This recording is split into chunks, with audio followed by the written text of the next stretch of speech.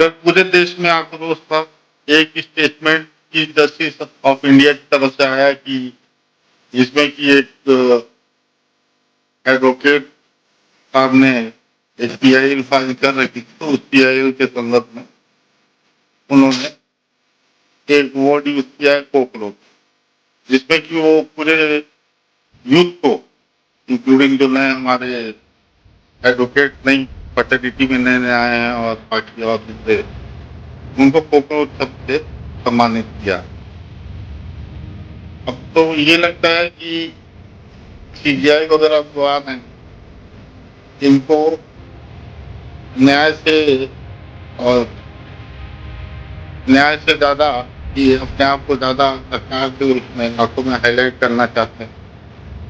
ताकि रिटायरमेंट के बाद ये कुछ मलाई वाली गद्दी बोली। पीआईएल से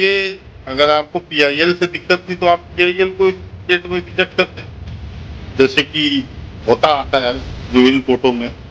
लेकिन आप पीआईएल करता कोई कोकरोच बोल रहे हैं, उसके बाद जब पूरे देश में यूथ में आक्रोश हुआ तो आप इसकी सफाई दे रहे हैं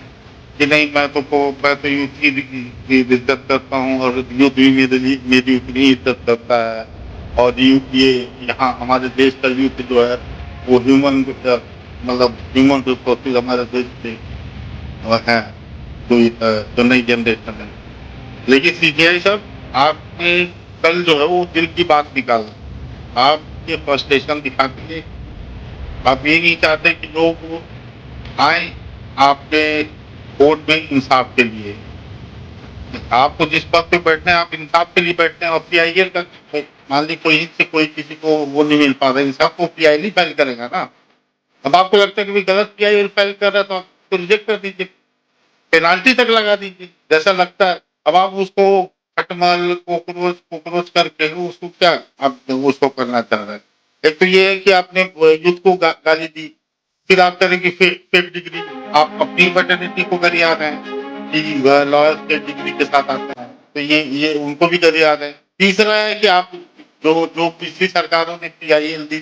जिसके माध्यम से आदमी किसी तरह कोर्ट में पहुंच के इंसाफ के लिए गुहार लगा सकता था,